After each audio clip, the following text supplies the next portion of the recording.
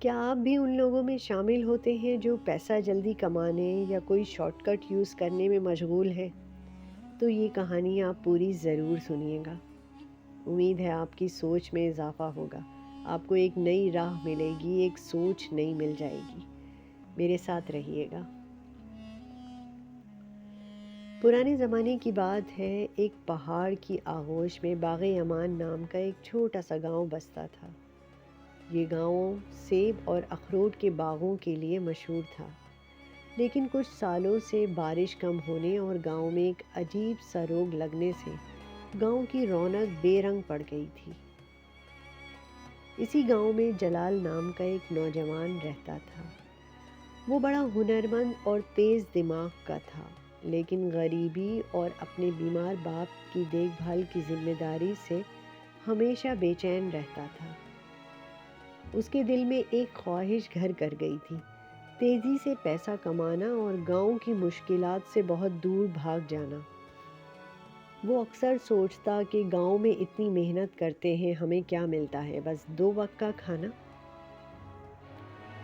ایک دن شہر سے ایک سوداگر آیا جس نے گاؤں کے لوگوں کو بڑی بڑی باتیں سنائیں۔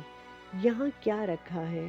وہ بولا، شہر آؤ، وہاں راتوں رات امیر بن سکتے ہو، بس تھوڑا سا پیسہ لگاؤ، مطلب اپنی زمینیں بیچ دو اور میرے ساتھ کام شروع کرو۔ جلال کا دل للچا گیا۔ وہ اپنی زمین بیچنے کو تیار ہو گیا اور سوداگر کے ساتھ جانا چاہتا تھا۔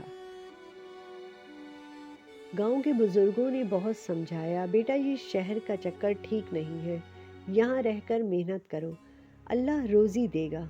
لیکن جلال طے کر چکا تھا کہ اب مشکلات برداشت نہیں کروں گا۔ یہ گاؤں والے اتنی محنت کرتے ہیں، کیا صلہ ملتا ہے؟ چند پیسے جس میں وہ اپنی خواہشات تک پوری نہیں کر سکتے۔ جلال جب زمین بیچنے کے لیے کاغذات لے کر گاؤں کے باہر کی طرف جا رہا تھا تو رستے میں اسے حاجی صاحب کا باغ دکھا۔ حاجی صاحب گاؤں کے سب سے بزرگ اور ایماندار شخص تھے، لیکن اب وہ اکیلے رہ گئے تھے۔ ان کی بیوی اور بیٹے کا انتقال ہو چکا تھا۔ ایک کونے میں ایک پرانے مکان کی دیوار کے پاس جلال نے دیکھا کہ حاجی صاحب ایک خاص طرح کے پیڑ کی دیکھ بھال میں لگے ہیں۔ جلال حاجی صاحب کے پاس گیا۔ پیڑ دیکھ کر اسے حیرانی ہوئی۔ یہ تو نہ سیب کا پیڑ ہے اور نہ اخروٹ کا پیڑ ہے۔ اس کی پتیاں چمکدار اور موٹی تھیں اور اس پر چھوٹے چھوٹے سنہرے رنگ کے پھول لگے ہوئے تھے، جس میں سے ایک میٹھی میٹھی سی خوشبو سی آ رہی تھی۔ حاجی چاچا، یہ کون سا انوکھا پیڑ ہے؟ جلال نے پوچھا۔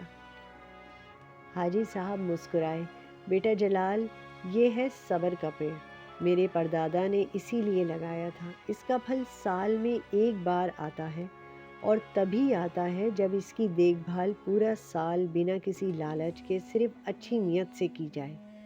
جلال نے کہا، لیکن چاچا اس میں اتنی محنت کیوں لگاتے ہو؟ 1 سال تک انتظار؟ میں تو شہر جا رہا ہوں جہاں مہینوں میں پیسے کمانے لگ جاؤں گا۔ حاجی صاحب نے گہری نظر سے جلال کو دیکھا۔ بیٹا تمہاری جلد بازی تمہیں مشکل میں ڈال سکتی ہے، تم میری ایک شرط مانو گے؟ اگلے 40 دن تک روز صبح آ کر اس پیڑ کی دیکھ بھال کرو، اسے پانی دو، اس کے آس پاس کی مٹی کو صاف رکھو، اور کچھ وقت کے لیے بس اس کے پاس بیٹھ کر اپنے دل کا حال بتاؤ اسے۔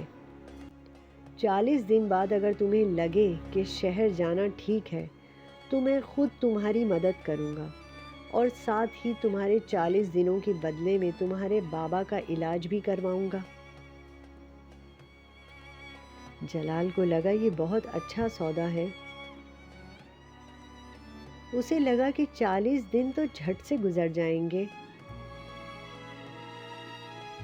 اور اسے اپنے بابا کے علاج کے پیسے بھی مل جائیں گے۔ اس نے فوراً حامی بھری اور کہا، چاچا مجھے منظور ہے۔ پہلا ہفتہ جلال بے ایمانی سے آتا، پیڑ کو پانی دیتا، جلدی جلدی کام نمٹا کر چلا جاتا، شہر کے سپنے جو دیکھنے تھے۔ دوسرا ہفتہ۔ ایک دن پیڑ کی ایک ٹہنی سوکھی ہوئی لگی۔ حاجی صاحب نے کہا، اسے کاٹ دو، نہیں تو یہ باقی پیڑ کو بھی کمزور کر دے گی۔ جلال نے ٹہنی کو کاٹا، اسے عجیب سا سکون محسوس ہوا، جیسے جسم سے کوئی بوجھ ہلکا ہو گیا ہو، ہٹ گیا ہو۔ تیسرا ہفتہ۔ جلال نے دیکھا کہ پیڑ کے نیچے کی مٹی بہت خشک ہو گئی ہے۔ حاجی صاحب نے اسے چھوٹا سا لوہے کا ٹکڑا دیا اور کہا، تھوڑی سی مٹی کھودو تاکہ اندر تک ہوا پہنچ سکے۔ محنت کرتے ہوئے جلال کو پسینے آ گئے، لیکن جب اس نے کام پورا کیا تو پیڑ کی پتیاں ایک تازگی سے کھل اٹھی، مانو شکریہ ادا کر رہی ہوں۔ چوتھا ہفتہ۔ جلال اب بنا بلائے آنے لگا۔ اس نے پیڑ کے آس پاس کچھ شاندار پھولوں کے پودے بھی لگا دیے تھے۔ اسے لگنے لگا کہ یہ پیڑ اس کی بات سنتا ہے۔ وہ اپنے سپنے، اپنی ہر بات اس پیڑ کے پاس بیٹھ کر کہنے لگا۔ ایک دن اس نے دیکھا کہ پیڑ کا پھل سنہرا ہونے لگا ہے۔ اس کے من میں پہلی بار ایک چمک سی جاگی۔ آخر اس پیڑ کا پھل کیسا ہوگا؟ 40واں دن۔ جلال صبح پہنچا تو حیران رہ گیا۔ پیڑ پر 2 پھل پوری طرح سے پکے ہوئے تھے، جن کی چمک سورج کی روشنی میں اور بھی نکھر رہی تھی۔ حاجی صاحب وہیں دیکھ کر مسکرا رہے تھے۔ جلال، تم نے اپنا وعدہ نبھایا، اب یہ پھل تمہارے ہیں۔ حاجی صاحب بولے۔ جلال نے دھیرے سے ایک پھل توڑا۔ جلال نے رس چکھا، ایسا سواد اس نے زندگی میں کبھی نہیں چکھا تھا۔ میٹھا، تازگی بھرا، اور اتنی محنت کے بعد مانو کہ اس کو دل کو سکون دینے والا ہو جائے۔ چاچا یہ کیا ہے؟ جلال نے پوچھا۔ یہ ہے صبر کا سواد بیٹا۔ جو کوئی بھی سیکھتا ہے کہ کسی چیز کو وقت پر پکنے دینا کتنا ضروری ہے، اسے یہ سواد ملتا ہے۔ تم نے 40 دن اس پیڑ کی حفاظت کی ہے۔ کیا تمہیں محسوس کیا کہ تمہاری بے چینی کہاں گئی؟ کیا تمہیں لگتا ہے کہ راتوں رات امیر بننا ہی اصل مقصد ہے؟ جلال نے سر جھکا کر کہا، نہیں چاچا، ان دنوں میں نے سیکھا ہے کہ جیسے ہی پیڑ کو پانی اور دیکھ بھال چاہیے، ویسے ہی ہمارے سپنوں کو بھی وقت اور لگن چاہیے۔ میں نے اپنے ہی گاؤں میں ایک نئی نظر سے دیکھنا شروع کیا ہے۔ میں یہاں رہ کر اپنی باغبانی کا ہنر سیکھوں گا اور ہمارے گاؤں کے باغوں کو پھر سے ہرا بھرا کروں گا۔ حاجی صاحب کی آنکھوں میں خوشی کے آنسو آ گئے۔ بس یہی تو میں چاہتا تھا۔ یہ دوسرا پھل اپنے بابا کو دے دینا، اس کا رس ان کی طاقت واپس لے آئے گا۔ اور یہ بیج، حاجی صاحب نے پھل کے اندر سے چمکدار بیج کو نکالا، یہ تم اپنے نئے باغ کے بیج میں لگانا، یہ صبر کا بیج ہے، تمہاری نشانی بنے گا۔ جلال نے حاجی صاحب سے باغبانی کی باریکیوں کو سیکھا۔ اس نے نئے طریقے اپنائے، ذمہ داری سے کام کیا اور کچھ ہی سالوں میں باغ امان پھر سے اپنے پرانے روپ میں لوٹ آیا۔ اس نے صبر کے پیڑ کے بیج کو اور پھیلا دیا۔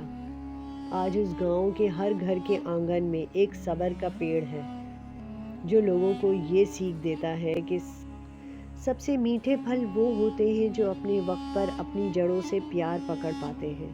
جلد بازی کچے پھل توڑ دیتی ہے، جن کا سواد کڑوا ہی رہ جاتا ہے۔ آج کل سب کو سب کچھ جلدی چاہیے، مگر سفلتا اور عزت وہی لوگ پاتے ہیں جو محنت کرتے ہیں اور اس کا پھل آنے تک صبر سے انتظار کرتے ہیں۔ جلد بازی میں کام بگڑ جاتے ہیں۔ اپنا گھر، اپنا کام اور اپنا ہنر، ان سب کو چھوڑ کر دور کے سپنے نہیں دیکھنے چاہیے۔ پہلے اپنی منزل وہیں ڈھونڈو جو تمہارے آس پاس ہے۔ جو کام تمہارے اندر سے خوش رکھے، اسی میں اصلی برکت ہے۔ شکریہ۔